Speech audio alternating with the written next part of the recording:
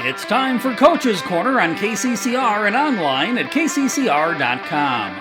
Coach's Corner is brought to you by Todd's Electric, James Pharmacy, Lamb Motors, Avera, Hawaii Federal Credit Union, and Edward Jones Financial.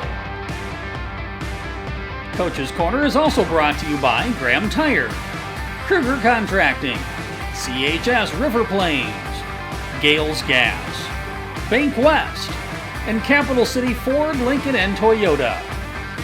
From the KCCR studios in Pierre, KCCR award-winning sports director, John Winkler.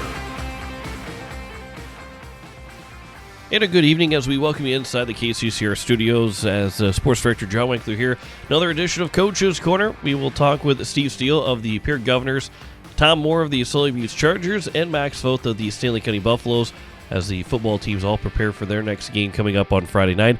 Also talk with Jim Keys, the head coach of the Pierre boys cross country team. That'll be upcoming here on this week's edition of Coach's Corner. We'll talk with Coach Steele coming up after this here on KCCR and online at kccrradio.com. No one likes to have electrical problems, but when they happen, call Todd's Electric at 223-2518. With over 30 years of experience, Todd's Electric can handle any type of electrical problem, whether it's residential, commercial, or agriculture. Their knowledgeable staff knows and understands the importance of your home, business, or ag facility and are prepared to help. That number again is 223-2518. Todd's Electric Service, serving the Pierre-Fort Pierre area. Todd's Electric Service, the line to power. Hey you.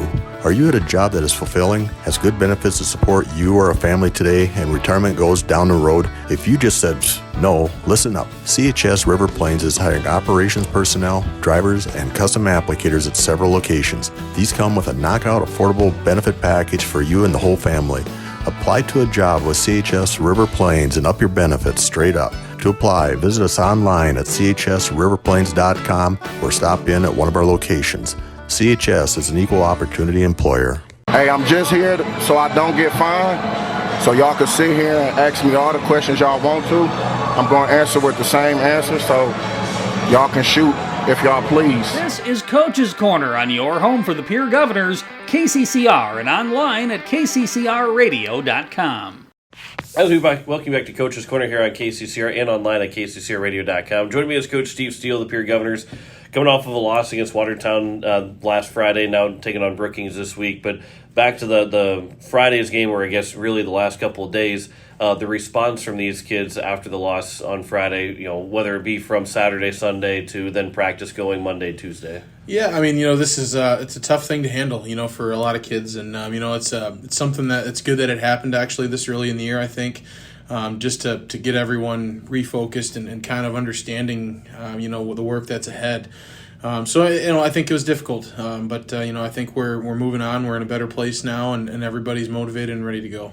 And there's also that fine line of saying, hey, this is how close we are to beating these guys, but also saying, hey, we got to work a lot. We got to continue our work and hard work, because you look at the plays that just bounce away for Watertown, and if you're 3 yards farther along in your field, the punt probably doesn't get blocked in the end zone, and you maybe get a defensive stop. If the ball doesn't go as tall as the Capitol on a tip ball that lands right in the breadbasket of a Watertown player, maybe something else happens.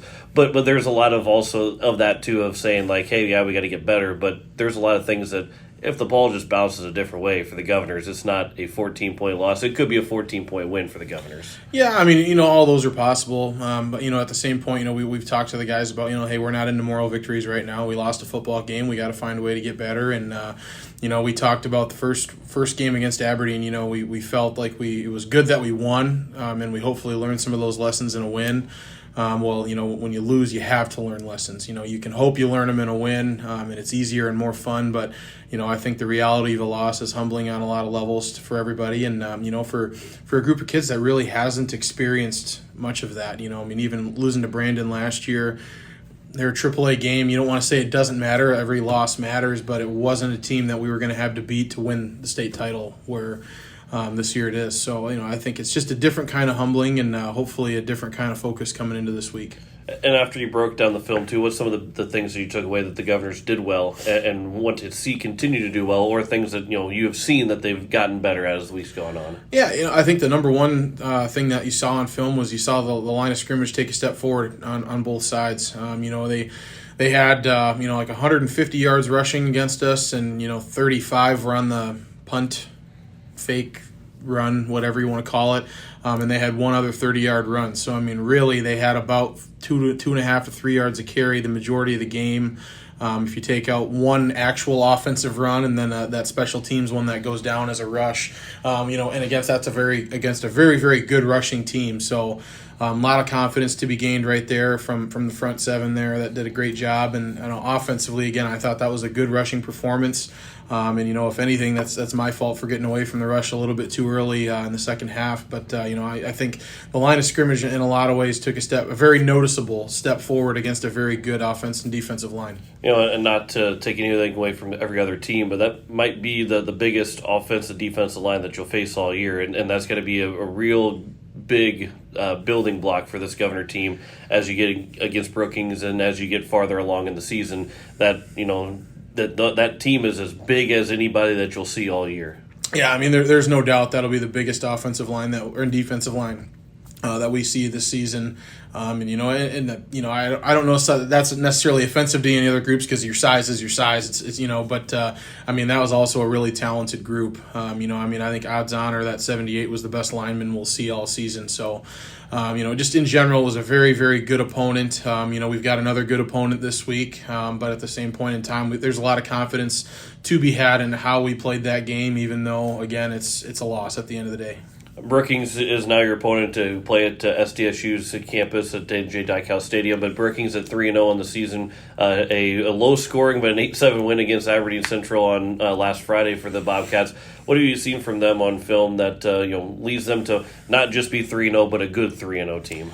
Yeah, they're led by their defense. Obviously, if you're winning a game 8-7, your defense is playing pretty lights out, and that's the only 7 points they've given up on the season.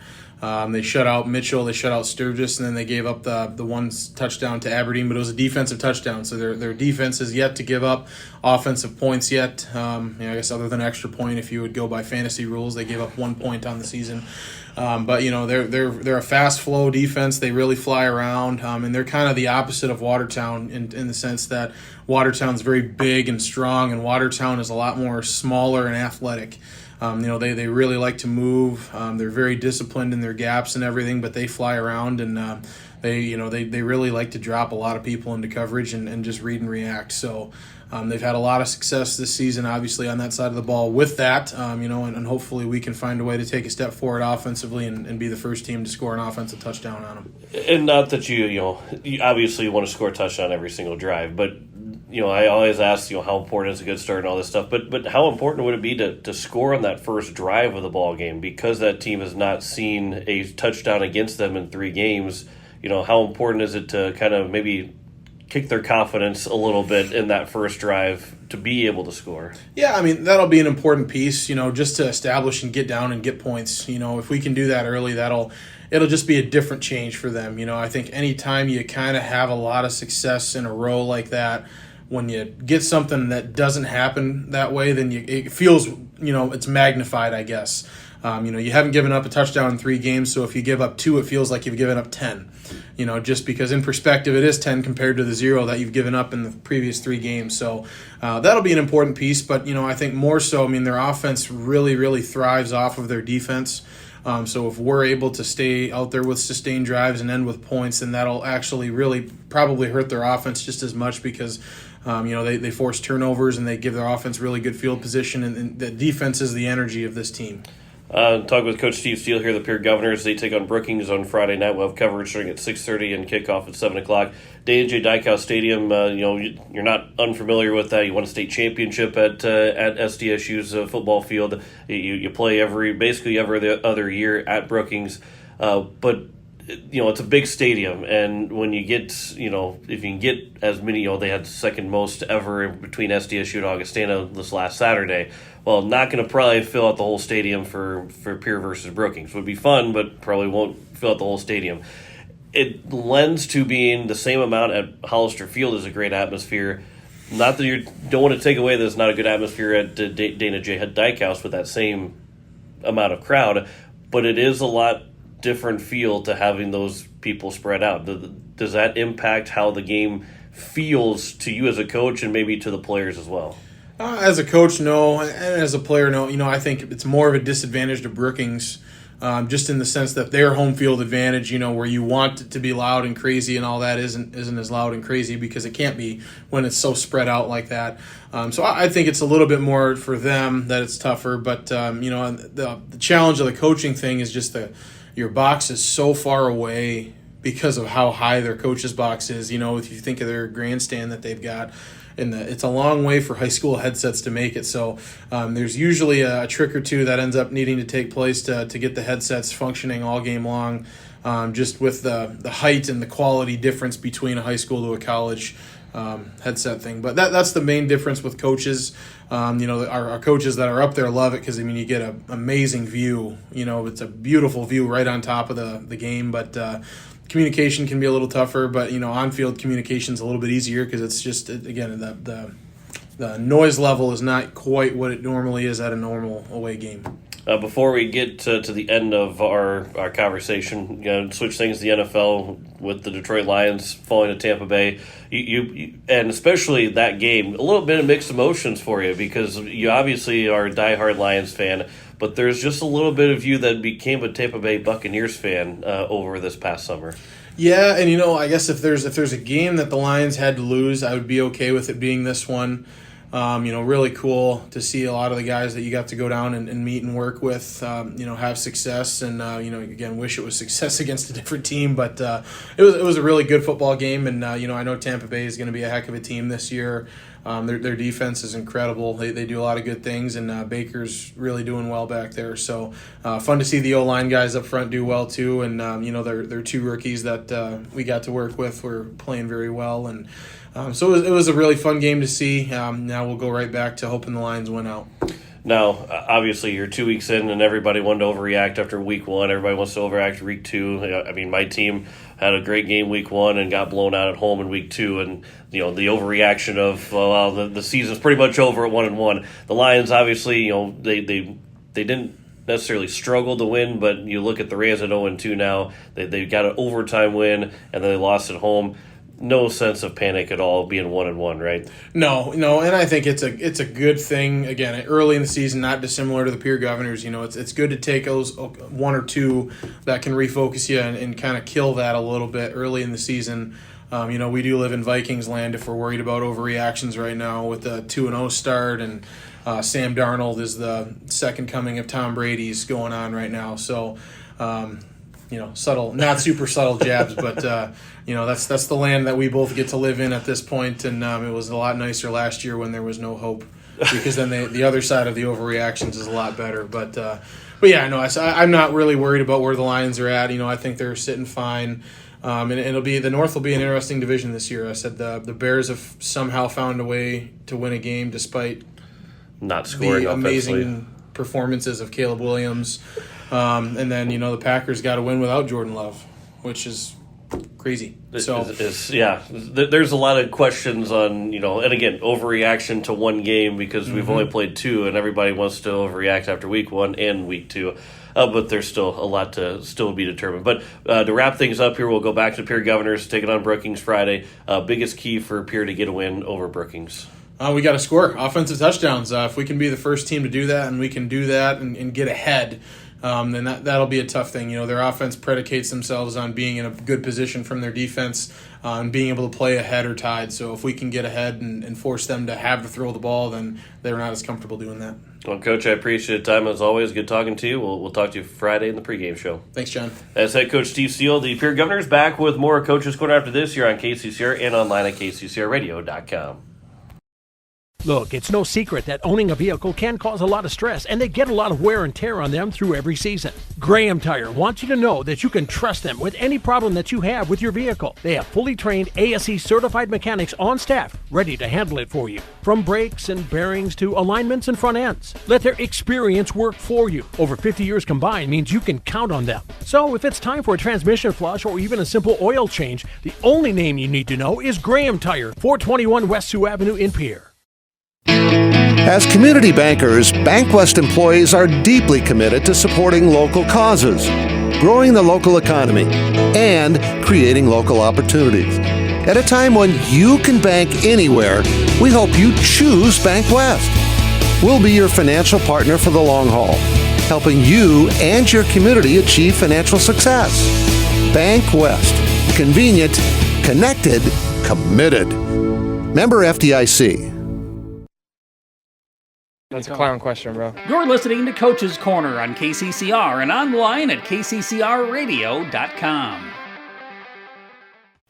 As we welcome you back to Coach's Corner here on KCCR and online at kccrradio.com. Joining me is Coach Tom Moore of the Solebu's Chargers, who picked up another win coming off the bye week and are now 3-0 on the season as they are getting set for another big matchup coming up here this weekend on Friday night. But first, Coach, let's go back and let's talk about the Hitchcock-Tulare game, 48-18, coming off the bye week against a really good Patriots team. What did you like about your team being able to get through that bye week and to get that win on Friday night? Yeah, I was happy we accomplished some of the things that we worked on during the week. Offensively, took advantage of a couple of things that we saw on film and were able to execute it for the most part. Started out kind of slower than I wanted to. Gave him a touchdown right away. Just got sucked up in and didn't cover as well as we needed to, but made the adjustments from there and were fairly successful after that. You know, you look at your first couple games, Northwestern and Burke, and you get a 40-point win, a 50-point win, and then you're saying, okay, now not that to take anything away from Northwestern or Burke, but now we've got a really good game against a Hitchcock-Tulare team who has been to the Dome, won a state championship in the last couple of years.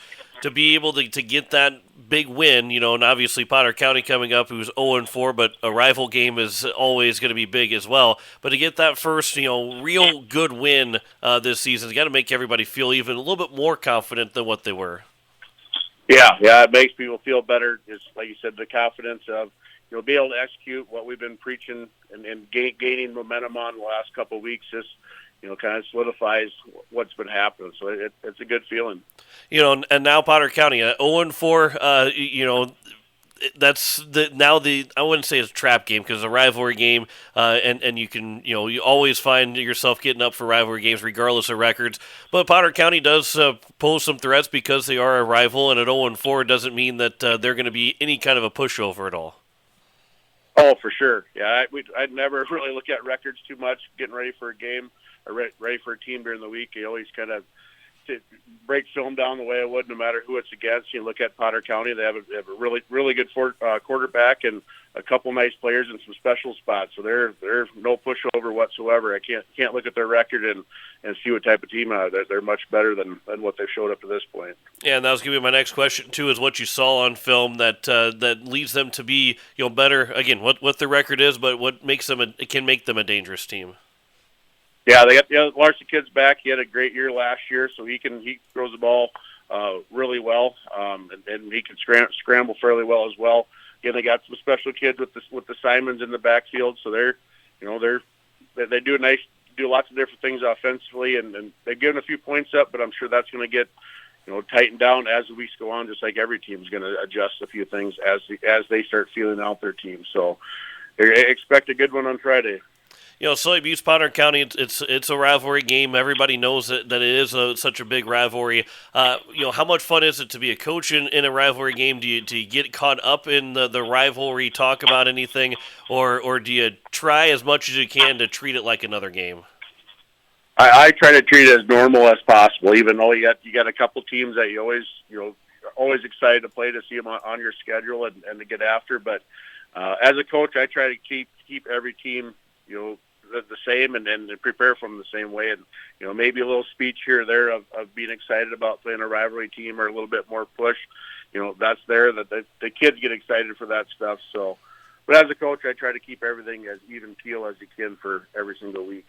And then also on top of it, a homecoming game for the road opponent. Obviously, the homecoming always poses challenges for both teams. And at home, there's different challenges when you're the home team and it's your homecoming than there are the challenges of the road team have homecoming. What can be some of those challenges of trying to overcome, the Hoven homecoming this week for you guys? Even though, again, it has nothing to do with you guys, but sometimes that can pose some problems too. Yeah. As when you're having the homecoming, it just kind of makes the week longer than it needs to be with all the extra festivities and stuff, which is fun and awesome for the kids, awesome for the school. But going into the game, they might be playing with a little bit more fire, a little more excitement than they have been being a homecoming game, because that's kind of the big push all week long is the football game is kind of the finale of homecoming. So you just don't know what they're going to come out with excitement level, what they're going to try to do right away to get the fans excited. So going into it's a little bit different, but when it's your homecoming, it's a little bit tougher because you got a lot of things demanded during the week, extra stuff.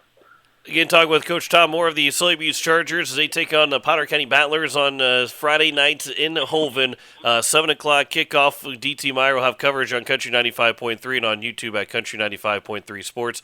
You're going to get the halfway point after this game is over with. Obviously, with the bye week already done too, but this is your fourth game. You'll have 4 games remaining after tonight. 3-0 to start the season. You hope to be 4-0, but as you hit the halfway point, what have you really liked about this Sully Beach Charger team?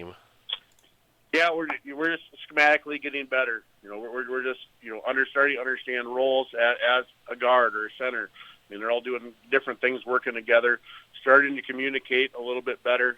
Defensively, still need to get as the whole game goes on, get in the correct alignment. But we've gotten better. More kids are starting to talk a little bit. Where last year that was just our big struggle was communication to each other and trusting that. These guys are smart football players, so we're getting better there. So that's a good thing as we start rolling into the bottom half of our schedule, which is there's a lot of tough games coming up. Injury-wise, how's everybody doing? Obviously, trying to get guys healthy, keeping guys healthy. How's things going on that front? Yeah, pretty good. Gavin, went out a couple weeks ago with hamstring, so we had a bye week, which is handy. Didn't play last week. Expected to get some reps this week, so he's starting to heal up. So. That's good to see when your best football player is out. That makes things hard. So we've adjusted fairly well for it. So hopefully he's going to get some reps this week. Again, coming up on Friday night, Sully Beach Chargers taking on the Potter County Battlers with coverage coverage over at Country 95.3 and on YouTube at Country 95.3 Sports, and it will be and DT Meyer have coverage for the kickoff at 7 o'clock. Coach, before we wrap things up here, final question: biggest key to get a win Friday night against the Potter County Battlers? Offensively, like we have been the last few weeks, of being balanced. Running the ball and being able to pass the ball. That's helped the last few weeks, and defense is just alignment, being in the right spot and taking care of the little things and become good football players by understanding alignment. So we're getting better at that. So that's been my focus this week or at film last night and everything. So keep getting better. Well, Coach, hey, appreciate the time as always. Good talking to you. Good luck on Friday. We'll talk to you again next Wednesday. I appreciate it, and great talking to you. That is Coach Tom Moore of the Sully Beach Chargers, back with more Coaches Corner after this here on KCCR and online at kccrradio.com. This fall, take some time to think about your future while the leaves make their way down to earth and the last sunset of summer leaves us with an autumn chill. It's time to grab the nearest foam finger and break out the face paint. Rush the stands with First Dakota National Bank and forget how to blink. Fall sports are back with jaw-dropping plays, an electric atmosphere, and epic scores. Make some noise with First Dakota National Bank. Open a new account online today at firstdakotanationalbank.com. Member FDIC. It takes hard work to reach goals. It's a truth that applies to more than just sports. It also goes for your financial goals. You work hard for your money. You deserve an investment strategy that lines up with your game plan. Your local Edward Jones financial advisor can help. If your investments aren't getting you closer to the win, visit edwardjones.com or stop by your local Peer Area Edward Jones office for a financial review. Edward Jones, making sense of investing. Member SIPC. You're listening to Coach's Corner on Central South Dakota's sports leader, KCCR. You like that? You like that? As we welcome you back here to Coach's Corner on KCCR and online at kccrradio.com. Joining me is Coach Max Foth of the Stanley County Buffaloes, who will finally be back at home after 3 straight weeks on the road. Got the first win Friday night to take on the Gregory Gorillas this Friday night at home. And Coach, obviously being a little bit funny here, or trying to be funny, but do you remember where Ole Williamson Field is located at? It feels like it's been forever since you guys have been at home. Yeah, it definitely has. We're excited to be home. We can't wait to play at home for the next few weeks and try to build on some of that success we had. That's also going to be nice too. The fact that you're done with the road games for the rest of the season, rest of the regular season, and you're at home the rest of the way. That mentally, that kind of maybe makes guys feel a little bit more well-rested when you don't have the long bus rides anymore. 2, you get the home field advantage for the next 4 weeks in a row. There's a lot of good, positive things that can come out of this, especially as you're now in the second half of the season. Yeah, for sure. You feel like you blinked and we're halfway through the year. We got half our games played. And I think on the bright side of coming home is we get a lot of guys back. We get some guys healthy, and I feel like we're playing some good football heading into the halfway point here and looking to constantly improve and trying to build on some of the nice things that we did last week. Yeah, let's talk about last week. 44 points offensively, allowing Redfield just 1 touchdown and a 44-8 victory over the Pheasants to get that first win and get the monkey off the back because, you're trying to get that first win, some really good competition, and then you face this Redfield team. You scored nearly 50 points. Got to feel good for everybody that's involved, players, coaches. Everybody feels a little bit of sigh of relief just to get that first win, but to do it the way that you kind of hoped you would, and by doing it in a dominating fashion. Yeah, it was so fun for the kids. It's us as coaches. We almost feel like a sigh of relief after that because it's like we know as coaches how talented these kids are and how good these kids can play and how well they can perform on that football field. And it was nice for those kids to be reminded of that, to really go out and execute at a high level and have those guys make plays, not just on offense, but on defense as well. Our defense forced 3 interceptions. We caused a fumble. We did a lot of really good things on Friday night, and it was fun to kind of see that all tie together in a big way and that confidence start to grow back on our football team. It's always good to get the running clock and do that on the right side of that running clock because, again, the confidence builds for those guys. You get a chance to maybe get some other guys in a better fashion of being able to put them in on the right side of that running clock. And again, there's no downside to what happened on Friday night because there is a lot of good things for the Stanley County Buffaloes to build on going at the halfway point of the season.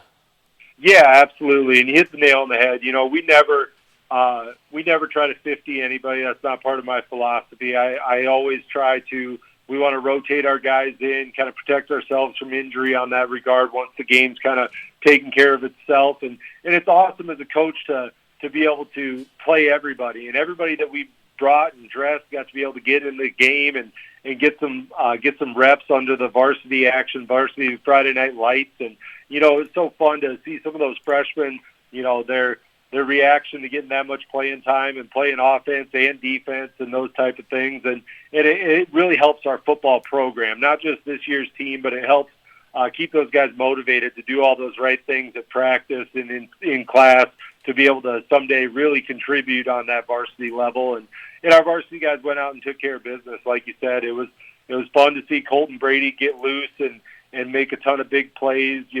Paxton Deal did a nice job at quarterback. Our offensive line looked like a really well-oiled machine. It was nice to see everybody kind of play their best version of themselves so far this year. And yeah, we're looking to build on that, and hopefully we can string together a couple wins in a row here. So now the Gregory Gorillas are the team that comes to town on Friday night, 7 o'clock kickoff from Ole Williamson Field between Stanley County and Gregory.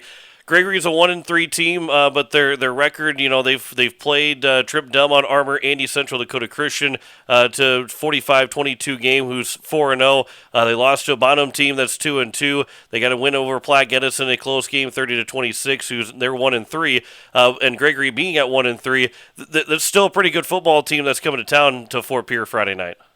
Yeah, no, like I told our kids on the first day of practice this week is, Gregory's a 1-3 team that I think is pretty good, and that kind of sounds familiar if you've been following the Buffaloes this year. So their record could be a little deceiving. They've got some really good athletes, always a really well-coached team. They run their program in a terrific fashion. They're a pain to get ready for. They do a great job of their option attack. They keep you off balance with that, and they got a little bit of everything. They got a little bit of wishbone, some spread game to them. So it's a pain to prepare for. We got to really be studied up in practice, and everybody's got to be able to be in the right spots every single time, because as soon as you're not, those Gregory coaches see it, and they'll call that play 20 times if they have to until we fix it. So hopefully with this good week of practice, we're getting well prepared. And like I said before, just hopefully taking some of that confidence from that Redfield game and letting it build in front of our home crowd.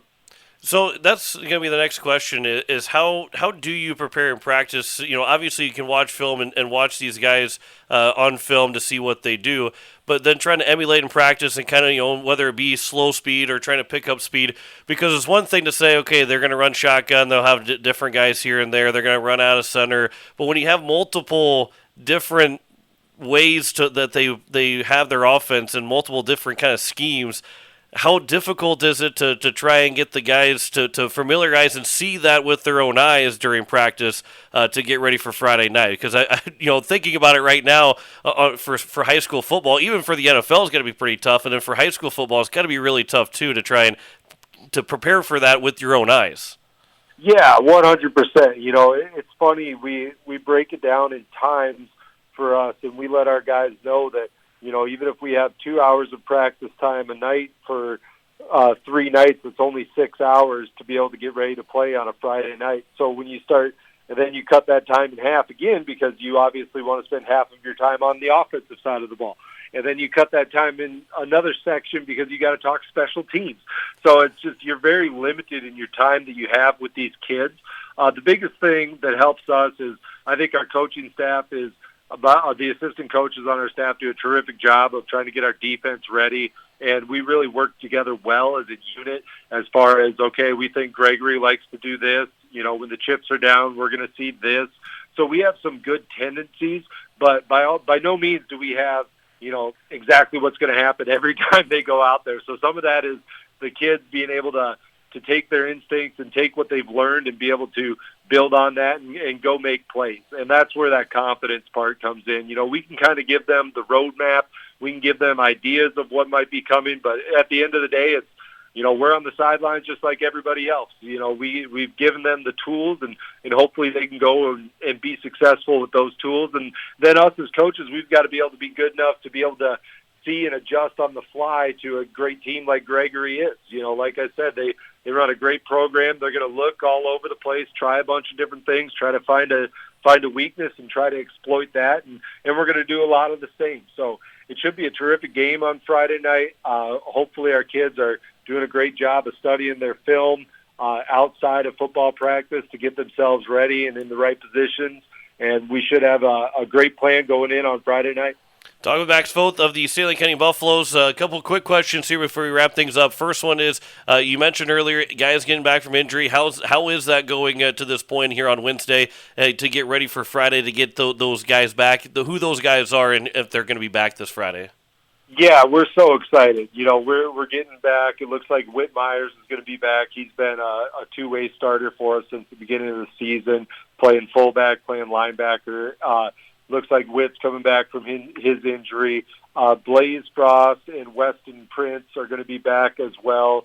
Some tight end, defensive end for Blaze, and then Weston's going to be back playing some DB and wide receiver. The only hiccup was We had Colton Brady get a leg injury, nothing too severe, but we've held him out of practice. It'll be a game time decision on Friday night from our trainer, Coach Nas, to see whether Colton can go or not. So obviously we're hopeful that Colton can strap it up and play, and if not, we've been prepared all week just in case he can't. So obviously that's a big part of our team, especially offensively, if he's not able to go. But at the same time, we're getting a lot of pieces back, and hopefully Colton can heal up quick. And if not, we're going to be prepared if he has to cheer us on at the sideline as well. Final question, as always, biggest key to a win Friday night against Gregory? I think the biggest thing is to watch for is make sure we're lined up correctly defensively. Make sure we adjust quickly to Gregory's motions. They do a great job of jet motion, orbit motion, short motion, all these different types of motions. I want to make sure our defense is flying around early and being confident in their assignments. Then offensively, I think the biggest thing for us is I think we've got to complete some passes. I think our run game has been a great point for us this season. We've run the ball really well in a few different games. Even in some of our losses, we've ran the ball well. But I think we got to make sure we use that play-action game and connect on some passes early in the game. And if we do that, that's going to make our lives easier running the football as we go. Well, Coach A, appreciate the time as always. Good talking to you. Looking forward to Friday night home against Gregory, and we'll talk to you again next week. Sounds good, buddy. Thank you. That is head coach Maxwell of the Stanley County Buffaloes. Back with more Coaches Corner after this here on KCCR and online at kccrradio.com. At kccrradio.com.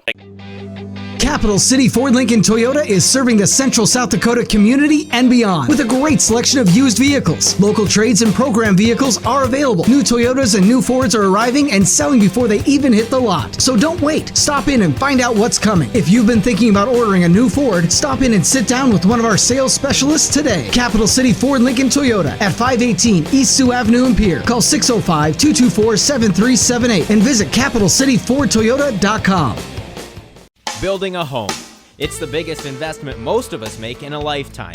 Not to mention, it's a decision that, well, you pretty much live with day and night. The quality of the workmanship stares back at you like a reflection. It also affects the value of your investment. Choosing the right contractor is critical. Kruger Contracting is that contractor. Call 222-2523. Quality workmanship and materials completed on time. Kruger Contracting. In a word, quality. Call 222-2523. Yeah, that's what I'm talking about. Now I'm playing for real. Yeah, you're doing pretty good. What play should I call now? Maybe corner three. He's hot. He is hot. Keep feeding that guy. Now back to Coach's Corner with KCCR award-winning sports director John Winkler. As we welcome you back to Coach's Corner on KCCR and online at kccrradio.com. Joining me is Coach Jim Keys of the Pierre Governor boys cross-country team, who raced last week in Aberdeen and then will be in action again this coming weekend. But, Coach, it's good talking to you again, and let's talk about this team. 3 meets in, obviously having the Pierre Invite, which is always fun to start the season out at home, and then going to the Twilight meet, which, you got massive amounts of boys running, 5 different states all competing, and then you go in Aberdeen, which is a lot less, action going on. There's a lot less runners going. But what have you liked about this team so far through the first three runs of the season? Well, I can tell you right now, our team is the type of team that's going to be improving every week. We had 15 runners out of our 18 that were in the running club this summer. And so, we had a really good start to the season because we ran this summer. So our running program is very important to our team. So, if you look at our team right now, we lost, some key runners from last year. So, returning right now, we have a guy that got 9th place a year ago. We got Caleb Morris, and Caleb is only a junior. And so he's one of the top 10 guys in the state right now, but he's also juggling soccer at this point. And so, it's very difficult to do. He's probably the only guy in the state that's in the top 10 for sure that's doing those 2 sports. But, you kind of were talking about our team, and, we're kind of a team right now that just has to keep working hard every single week. And we're going to have to keep moving up. We see Aberdeen every single week, and so I always tell the team, hey, let's see how we do against Aberdeen this week. Are we closing the gap on them? And I can tell you right now, from the first meet of the year to the third meet of the year, we've already closed the gap on Aberdeen. And to me, we have another, month and a half, and we just got to keep doing that. So, but that's how I kind of look at our season and our team right now. We got a front runner up in Caleb Morris, who's won 2 out of the 3 meets.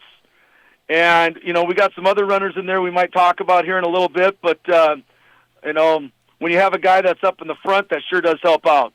Yeah, and you mentioned, too, losing some runners last year. Obviously, Jared Lutmer being the key loss of last year from last year's team, running at SDSU right now.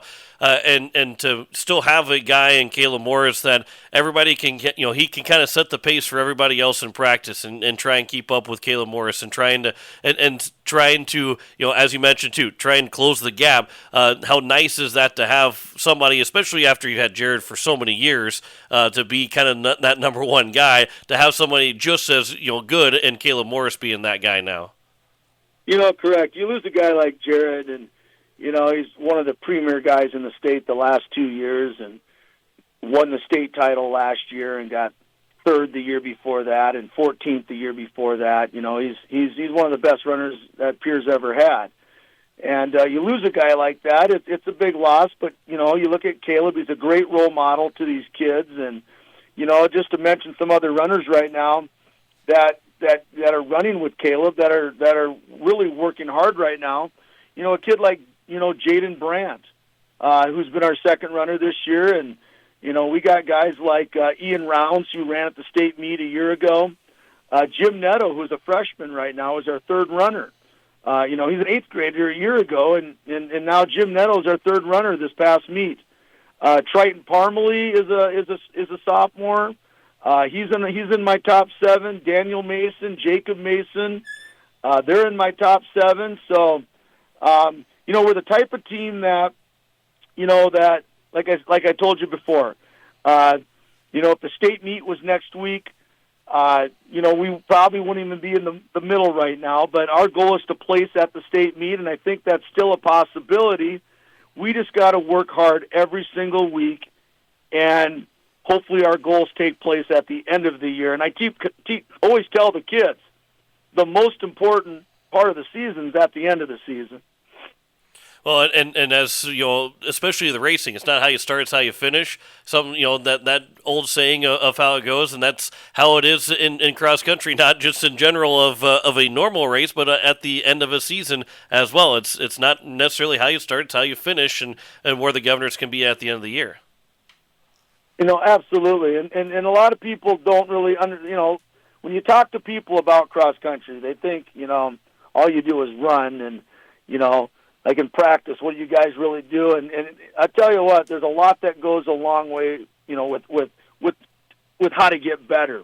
It's not just running; it's what you do in practice, and and you got to do, whether it's intervals or tempo type runs or your long runs on the weekend. There's so much that goes into being a good cross country runner, and and a lot of people don't understand the scoring of cross country. It's very similar to golf. It's a low score wins. You take your top 5 runners in a race and you add up their score, and first place is 1 point. And so and that's what we got to keep working on is scoring less points at the state meet or at these meets. So by the time we get to the state meet, we're doing the best we can. Talking with Coach Jim Keys here of the Pierre Governor Cross Country team, the boys' side of things, and let's go back to the Augustana Twilight meet, because you start with Pierre, your home meet, and you have several teams and a good turnout, and then you have several teams in that last meet in Aberdeen. But that Augustana Twilight meet, you have 500 runners, 300 runners per side. There's 30 teams involved.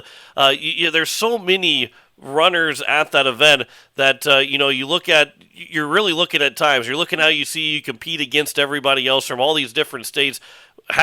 Over half the field you won't see again. How good is a meet like that in the Augustana Twilight meet to see so many different runners from across several states to help you kind of see where you're at in the season, especially early on too? Yeah, a meet like that is very important.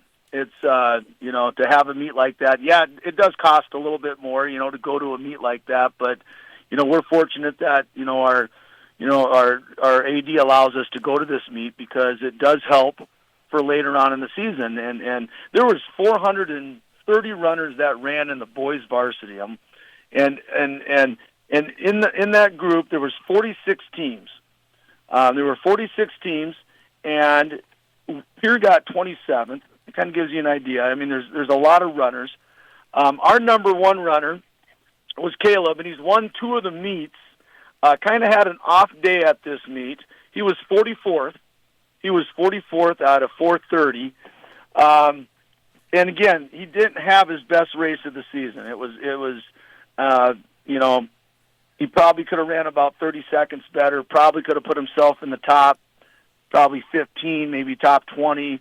Again, you're talking state champs out of Iowa, Minnesota. You're talking about people from coming down from Nebraska. You're talking Minnesota. You're talking some of the best people in the 5-state area. And, there were state champs from those states as well. So, it does kind of put, kind of give you a perspective that there's a lot of runners out there that are maybe better than you, and you just got to keep working at it. So, I'm glad we went, and I will continue going to that Augustana Twilight because it's a whole different setting. The first event doesn't start until 7:00 at night. Our varsity boys didn't run until 8:00 at night, and the college events didn't start until 9:00 at night. And so we didn't get home until late, but we got to watch some of the peer runners from the past. Jared Lutmer, I'll just say his name. We got to watch Jared Lutmer run for SDSU that day. So it was a good day that day, and I'm glad we go. And then you go the next week and go to Aberdeen, where there's only maybe 3-4 teams scoring wise, but more teams that had some runners, and being able to have of a more intimate meet, especially a lot more intimate meet, having not 430 people running or 430 boys running. But then you get those higher totals, those place, whether you're seeing the times improve or not, you're seeing that place be a little bit better too, and that can just add a whole lot of extra confidence, right, going in as the season goes along, that maybe you finish with a better time, you finish in a better place, obviously too. That just kind of adds that extra confidence. Oh, absolutely. You go to meet like Aberdeen, where we're taking home hardware. We're taking home top 15 medals. You look at that varsity race. We had 4 guys take home medals. Those, we didn't take home medals at the Augie meet. And so you look at a meet like that, you get your confidence up. You get in these smaller meets. You get a little bit more excited about the next meet. And, that's one great thing. Augustana it gives you a great perspective on where you're at and how you ran in the summertime. Because the thing about the Augie meet, it happens early in the season, and if you didn't run in the summer, it's going to definitely show. But no, we were very happy to. Right now we're just kind of going through a couple injuries here and there, but nothing too serious. And like I said, now it's just meet by meet. I always tell the kids once the meet is over, it's the next important meet is the next one. And, these are all stepping stones to what's down the road for us at the end of the year. And that's what I tell the kids every single week, is that the next meet is the next most important meet. Well, then Huron is that next meet coming up on Saturday, 9 a.m. start at the Brownland Creek Golf Course. What do you expect from that run going into Saturday for the Governors? Well, the reason Huron's such a big meet, that's where ESD is going to be this year. So this is going to be, there's a lot of schools invited. Aberdeen, Brookings, Brandon's going to be there. I'm looking at some of the teams here. Huron's going to be there. Mitchell's going to be there. Of course, we're going to be there. You look at teams like Watertown, and then you got some Sioux Falls schools that are going to be there. The top team in the state right now, Sioux Falls Lincoln, Sioux Falls Jefferson, Sioux Falls Washington, Sioux Falls O'Gorman. I mean, and you got Spearfish. You got teams coming from west out there. You got Custer, Douglas, Spearfish. This is a very big meet, and it's always a very big meet when Huron will host either the state meet or the ESD meet. And this year the state meet is at Rapid, and the ESD meet is in Huron. And so this is a very, very big meet, and we are going to see a lot of good competition. And there's also some very good A schools there as well. Some of the best A schools are there, And so, yeah, we look forward to, another good day with good competition, of course. Talk with Jim Keys here of the Pierre Governor cross country team, the boys cross country team, and Coach. As we get to the wrap up here, final question for the conversation: what the biggest key to a strong run and to have the best finish at Huron? Obviously, you want to have your best finish at the ESD, but to have that next best finish here coming up on Saturday, what's the biggest key to make that happen? Well, the key is the difference between your second through fifth runner. How close are they? We know where Morris is going to be. Morris has to be up towards the front. But it's all about your gaps. If you got too many gaps between let's say your number 1 and 2 runner up there, but there's 40, 50 people between your second and third runner, that's going to kill your score. And so for a team like ours, what's very, very important is our second through fifth runners are capable of running with each other, especially our third, fourth, and fifth.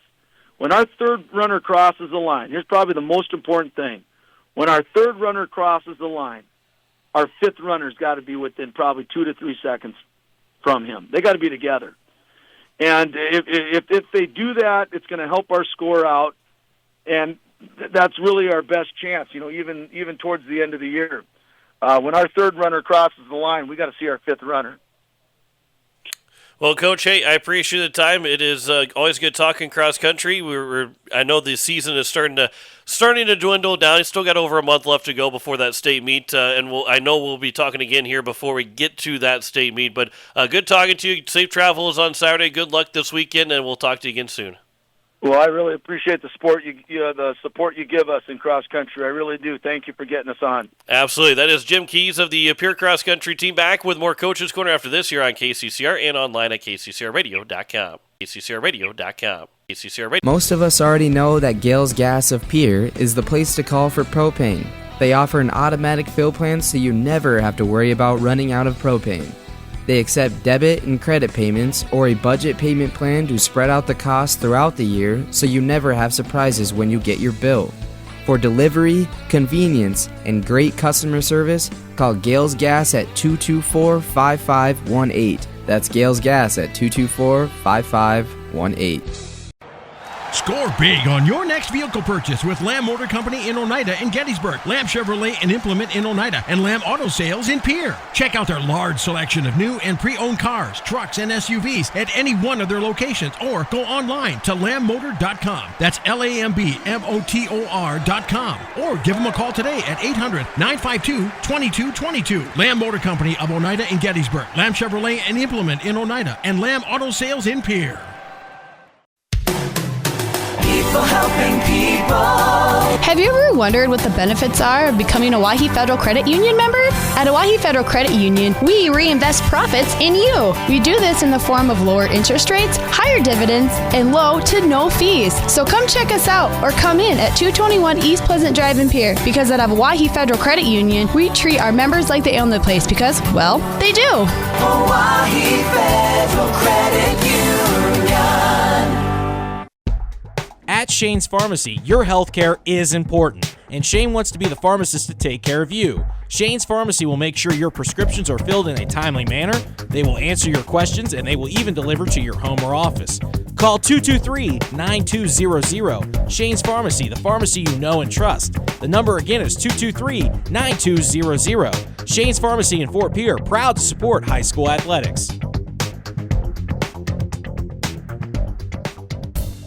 Talk to you. You're listening to Coach's Corner on Central South Dakota's sports leader, KCCR. Yeah! And we welcome you back inside the KCCR studios one more time here tonight. We want to thank our coaches and Coach Steve Steele, the Pierre Governors, Tom Moore of the Soybeans Chargers, and Max Foth of the Stanley County Buffaloes, along with also Jim Keys of the Pierre Boys cross country team. Wraps up another edition of Coach's Corner. Tomorrow night, we've got Pierre Governor Volleyball, followed by the New England Patriots and New York Jets, and Thursday Night Football. Friday night, we've got Pierre Football as they take on the Brookings Bobcats with a 7 o'clock kickoff, and then it will also be Pierre Volleyball on Saturday with a 2:30 first serve against the T-Area Titans. And all Pierre Governor sports are heard here on KCCR. You can also watch them on YouTube at KCCR Sports. Wraps up another edition of Coach's Corner. Same time, same place next week, Wednesday, right here on KCCR. Have a good rest of your night. You've been listening to Coach's Corner on KCCR and online at kccr.com. Coach's Corner is brought to you by Todd's Electric, Shane's Pharmacy, Lamb Motors, Avera, Owyhee Federal Credit Union, Edward Jones Financial, Graham Tire, Kruger Contracting, CHS River Plains, Gales Gas, Bank West, and Capital City Ford, Lincoln, and Toyota. To hear the show again, head to YouTube at KCCR Sports for shows at any time. This has been a special presentation of Riverfront Broadcasting Sports, Central South Dakota's sports leader.